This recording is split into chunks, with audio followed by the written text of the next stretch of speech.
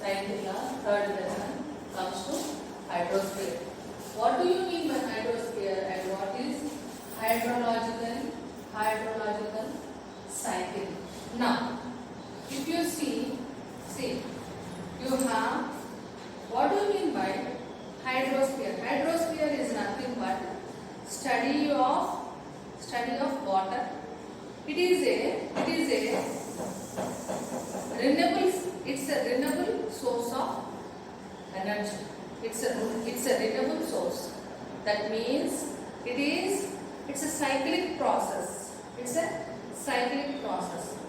The water goes through a cycle from oceans to land. Water takes the different shape in different stages. Water takes the different shape in different stages.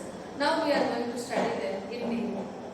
Water is in liquid state and also it is in solid state. Now, water is in liquid state, you know. What do you mean by solid? Solid state means it's nothing but ice, glaciers, and in the form of gaseous phases also. Now, hydrological cycle is sometimes expressed as RO plus ET. RO plus ET comes to RF. That is rainfall. And we have different stages comes to evaporation, transportation, condensation, precipitation, and runoff state and groundwater. I want to explain it by showing the picture. If you see that it is the hydrological cycle. This total process comes to hydrological cycle. First of all, there is a rainfall. Okay. This surface area, that is hills, the flat area, and you can see the small rivers or streams flowing from one area to another area. And you see that there is a evaporation. After that, whatever is content in the atmosphere comes to precipitation. Now, coming of rain is condensation. The droplets coming from the clouds.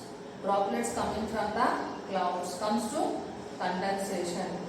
You can see that all the process is going on for few months.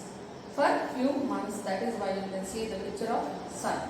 Now, in deep if we go, what do you mean by precipitation? Precipitation is nothing but this is the water from the atmosphere to the surface of the earth.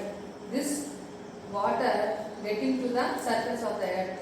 When the clouds meet the cool, the air over the land, precipitation in the form of slip snow is triggered, and in return again it goes to the clouds. All this process comes to hydrological cycle. That means this oceans again in the form of evaporation they are going to the clouds, and again in the form of condensation and precipitation again reaching to the earth. This is a continuous hydrological cycle which appears in the atmosphere. Now, what do you mean by water source? Water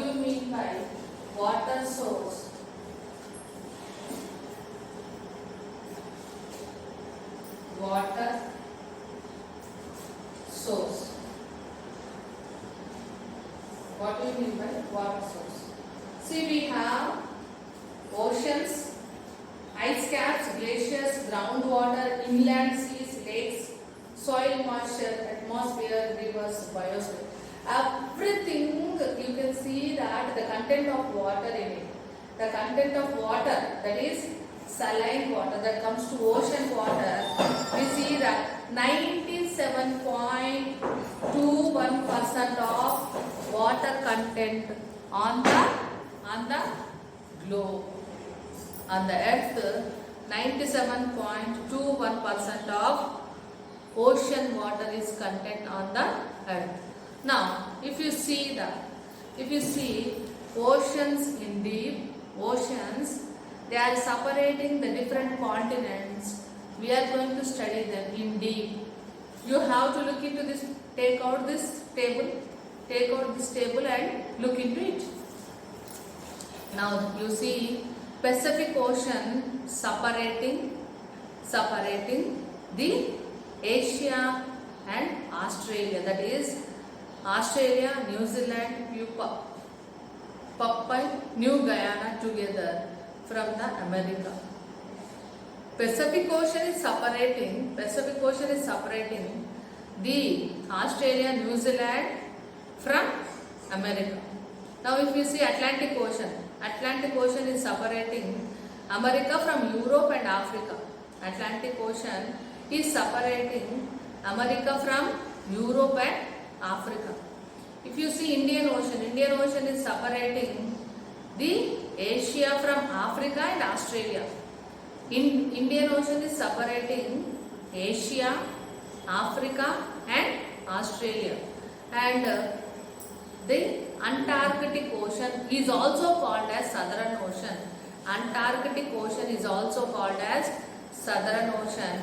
It is having a encircle Antarctics behind the Indian Ocean, sometimes considered as an extension of Pacific, Atlantic and Indian Oceans which encircle Antarctica. Now, Arctic Ocean. Where is Arctic Ocean? It is in between North America and Eurasia. Which covers much of Arctic and washes upon North America and Eurasia. Now, the relief of ocean. What do you mean by relief of ocean? Means what are the things we are getting from the oceans? What are the things we are getting from the oceans? See, it is the water zone between land and sea. The largest continental shelf is Siberian Strait in the Arctic Ocean, stretching to 1500 kilometers in its breadth. Now, see, this is the inside area of oceans.